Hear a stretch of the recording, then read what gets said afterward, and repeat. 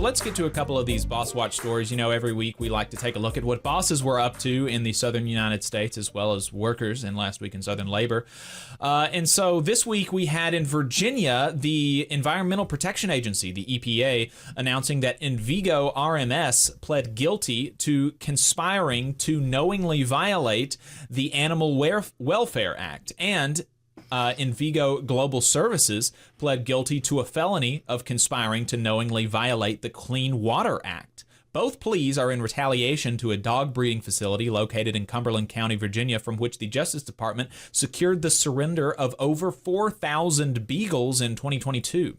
As part of the resolution, Innovative, of which Envigo RMS and Envigo Global Services are subsidiaries, will guarantee more than $35 million in payments, be subject to increased animal care standards, and be subject to a compliance monitor. This resolution marks the largest ever fine in an animal welfare case. According to court documents, Envigo RMS conspired to knowingly violate the Animal Welfare Act by failing to provide, among other things, adequate veterinary care, adequate staffing, and safe living conditions for dogs housed at the Cumberland County facility. In addition, Envigo Global Services conspired to knowingly violate the Clean Water Act by failing to properly operate and maintain the wastewater treatment plant at the Cumberland County facility that exposed the facility workers and dogs the facility's workers and dogs to insufficiently treated wastewater contaminated with fecal matter, which was also discharged in a local waterway.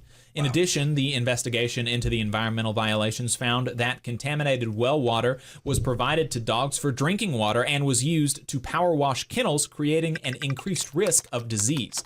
Under the terms of the plea agreement, the entities will serve from 3 to 5 years of probation and pay a total criminal fine of $22 million. That is $11 million for each violation. In addition, the entities will pay approximately $1.1 million to the Virginia Animal Fighting Task Force and approximately $1.9 million to the Humane Society of the United States for direct assistance provided to the investigation.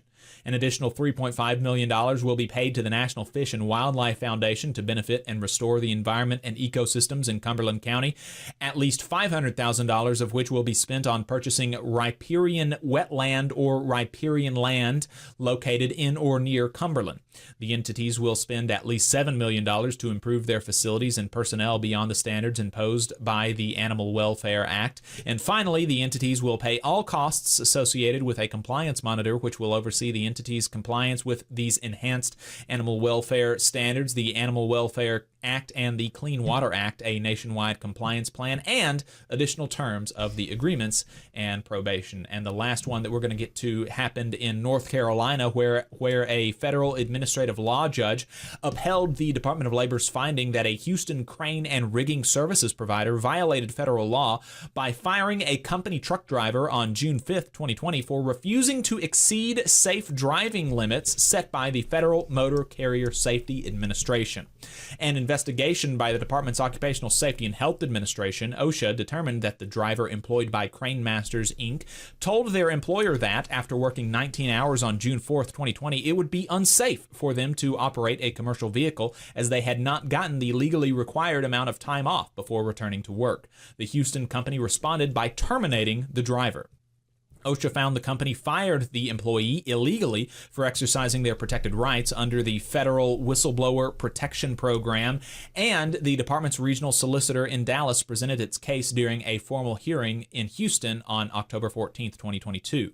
On May 13, 2024, the judge issued a decision upholding OSHA's findings and ordered Crane Masters to pay the former truck driver $14,945 in back pay, interest, and compensatory damages. The company must also expunge the former employee's record and post a notice to employees.